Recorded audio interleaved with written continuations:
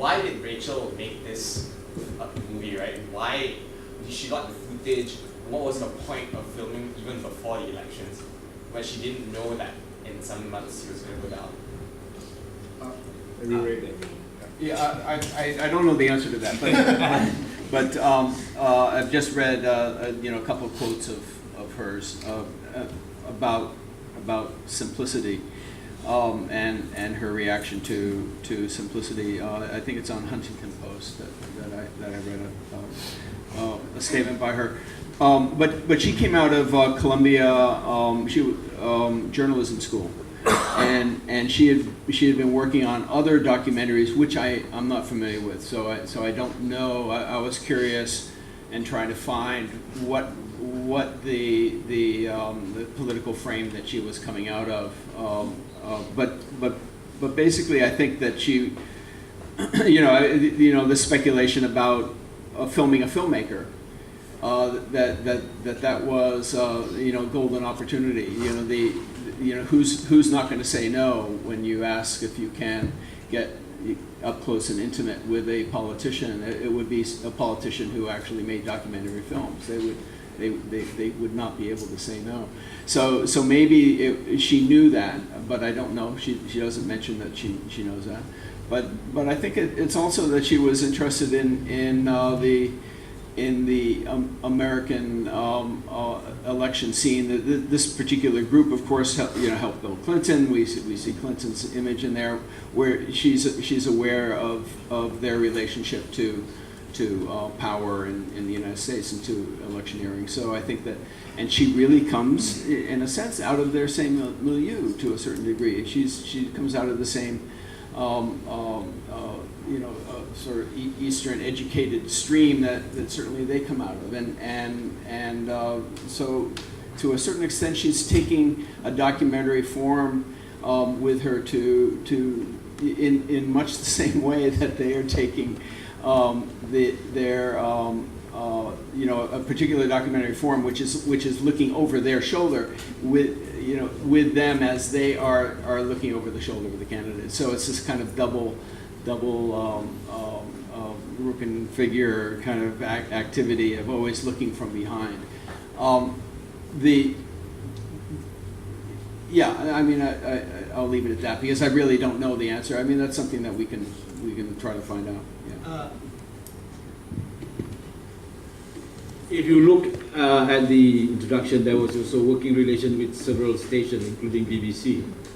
So if you work with the BBC, if you work with the BBC, they were quite particular that it has to be balanced. So it's not yet that kind of propagandist. And I just forget one thing is quite important, the statement of the ambassador, the American ambassador, which is one must not forget that, that is actually what make our friend.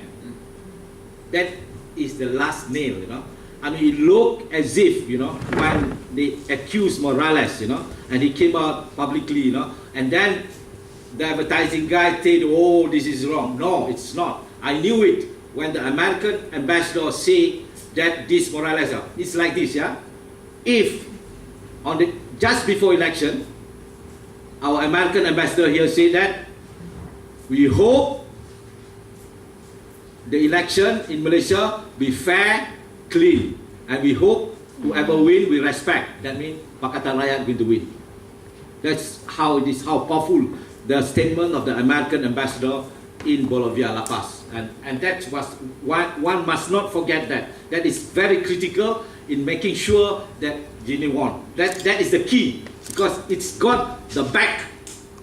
There's a backup by the American ambassador. Because the American ambassador was criticizing Evo Morales. Evo Morales represents the Indian, the 500 years that have been oppressed, the oppressed. And you can see Jamie was saying that, and Jamie toward the end, after the riot and the killing of that, he said, we have to understand the history that Ray was saying, the history about all the 500 years of oppression, their land have been taken, yes, to take that into consideration. This is after the guy had fled to Washington, D.C.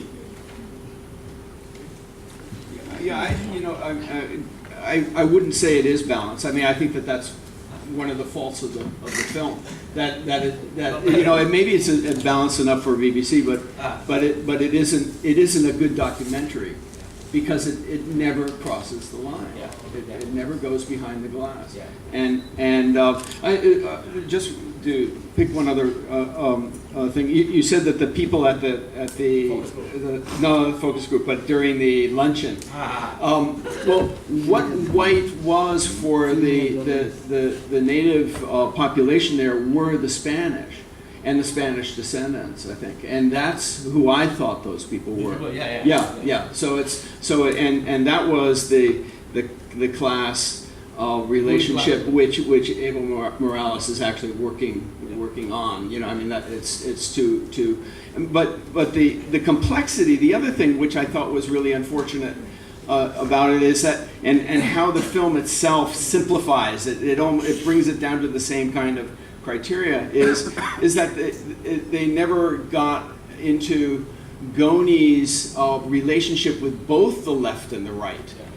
Because he went back from the growing up in the U.S. He went back for the revolution, so he was very much on the left at the very beginning, and then but his economic policies were extremely capitalism oriented. His social policies were actually very multicultural, and his running mate during the 1993 to 96 election was actually an indigenous leader, and so he was very much actually for exactly some of the things that Evo Morales stands for, and that's one of the delicious ironies in the whole thing that the film just completely erases.